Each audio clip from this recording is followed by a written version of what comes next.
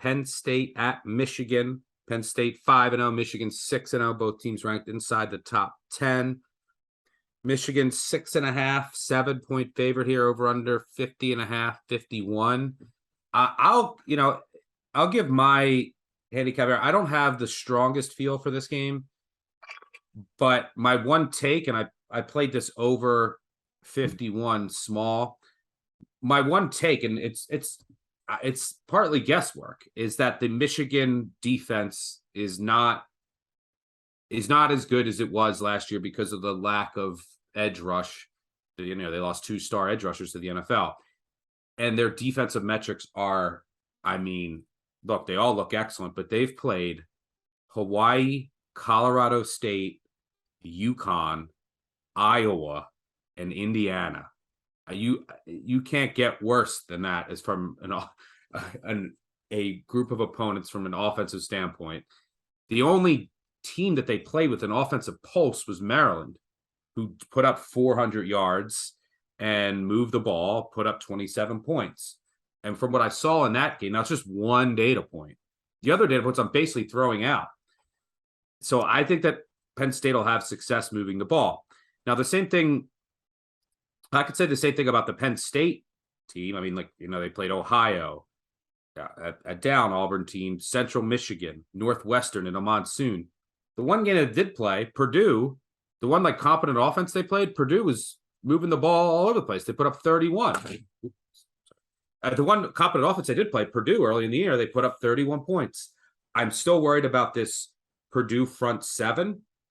Excuse me. Let me say it again. I'm still worried about this Penn State front seven. I think Michigan will have success running the ball. I think this is a big step up in class for Penn State. I also think Penn State's going to play fast, and their offensive numbers might be a bit deflated because they've been trying to get, freshmen worked in to build depth. So, yeah, I don't love either side. Hopefully you can guide us in that direction, but I did play the over. Part guesswork. It's just we don't have a lot of data points here for what Penn State and Michigan have done so far this year against inferior competition. But I think at 51, it's a play. I think the total should be closer to 55.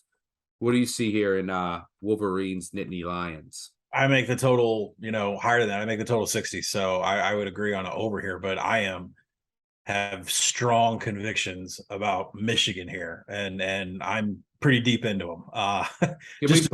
Can we pause for a Bodog Jim clip? Thank you. Well, he may not like gamblers, but he's going to make me some coin this weekend, or so we hope. There's a lot of things when you go on both sides of the ball where I don't think Penn State is near as good as what everybody else thinks. So we'll start off with the Penn State offensive line, where they're outside the top 50 in pass blocking, and that means there's going to be plenty of pressure on Sean Clifford. Yes, the Michigan defensive line is not what it was last year, but they're going to get pressure on Clifford. And if you look at Clifford's numbers, his big-time throw rate has been chopped in half from what he had last year. All of that comes from pressure. Whatever Mike Yurcich did to him last year, it's gone. But he does have a ton more pressure, and that's caused a lot of turnover-worthy plays. And, I mentioned that his big-time throw rate has been cut in half this year. He has not had a big-time throw against Michigan the last 2 years that these teams have played. So it doesn't matter if it's Jesse Minter. It doesn't matter if it's, it doesn't matter who the defensive coordinator is that they're pulling from the Ravens. They have had the number of Sean Clifford. When you look at the Michigan D, there is a huge fundamental difference between Penn State and Michigan. Michigan is number one in the nation in tackling. That comes from slot corner Mike Sanistril, DJ Turner, and Gemon Green at corner. They are excellent. They are ranked in the top 200 individually from PFF in almost every category that you can think of, from a defensive, from a coverage standpoint. And what that means is Penn State's not going to be able to have explosive plays because they're going to get stopped in one-on-one tackles. And that is something Michigan excels in. So Penn State may have some success with Nick Singleton. 5 yards after contact.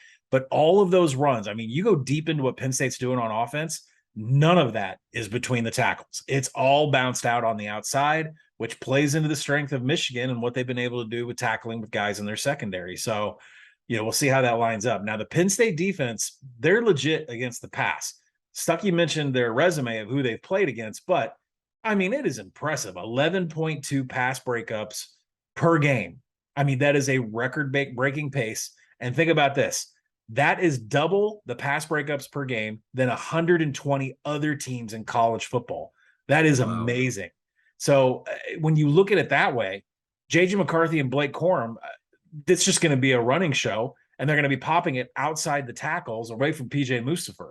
So specifically, when you start looking at the edge positions for Penn State, and specifically when you look at a couple of their safeties, some of the worst tackling grades in all of FBS for starters in Power 5, it is a night and day difference about what what Michigan and Penn State are doing on the defensive side of the ball with tackling and just, against a run defense.